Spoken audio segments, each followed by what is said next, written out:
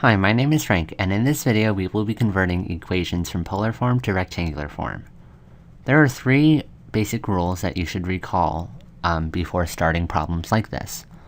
The first is that r squared equals x squared plus y squared. The second is that r cosine theta equals x. And the third rule is that r sine theta equals y.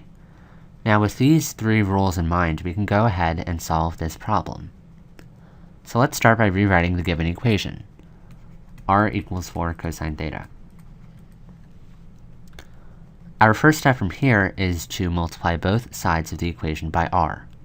In doing so, we will get r squared on the left side of the equation and 4r cosine theta on the right side.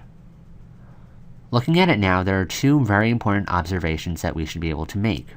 The first is that r squared is equal to x squared plus y squared.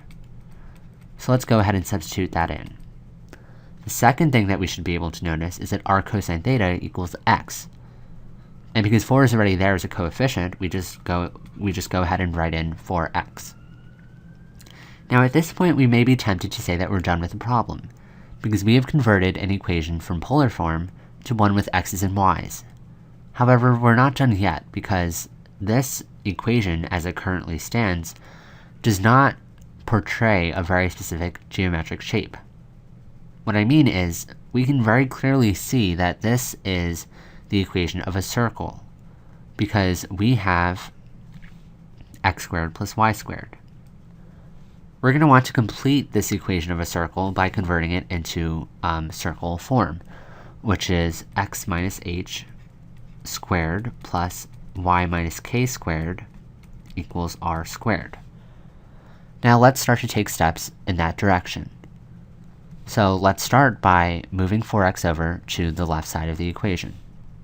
We do that by subtracting both sides by 4x.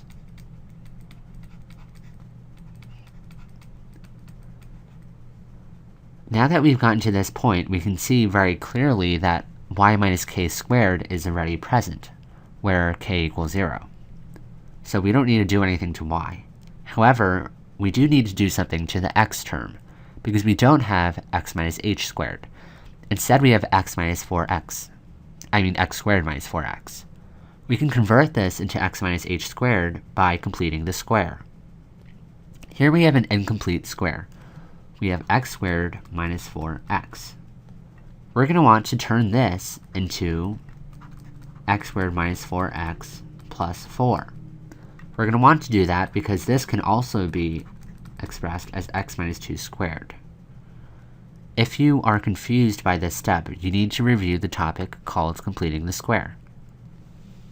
Now that is not completely relevant to this video, so we will not go into it, but I will very briefly just show you how it works. So we have to add 4 to both sides. So we have x squared minus 4x plus 4 plus y squared equals 4. Now that we've gotten to this point, we can very clearly see that x minus 2 squared can be put in there. So we have x minus 2 squared plus y squared equals 4. Now we have the equation of a circle with a radius of 2 and a horizontal translation of 2 units to the right. Now let's move on to our second example. We're going to want to convert r equals 3 over sine theta minus cosine theta into rectangular form. Now, we're going to be referring to the same three basic rules, which are r squared equals x squared plus y squared, r cosine theta equals x, and r sine theta equals y. Now, let's go ahead and rewrite what we're given and begin. So we have r equals 3 over sine theta minus cosine theta. Our first step toward simplifying this equation is to get rid of the denominator, and we do that by multiplying both sides by whatever is in the denominator. So we see that sine theta minus cosine theta is in the denominator. Let's start by multiplying both sides by that.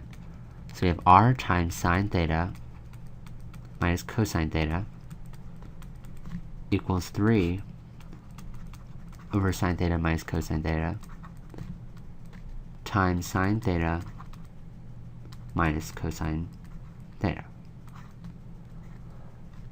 Now we can go ahead and cross out the sine theta minus cosine theta, because when you multiply them, the numerator here cancels out with the denominator.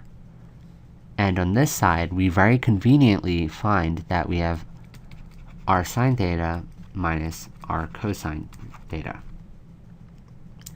And on the right side, we see that this very complicated term has been broken down into just 3.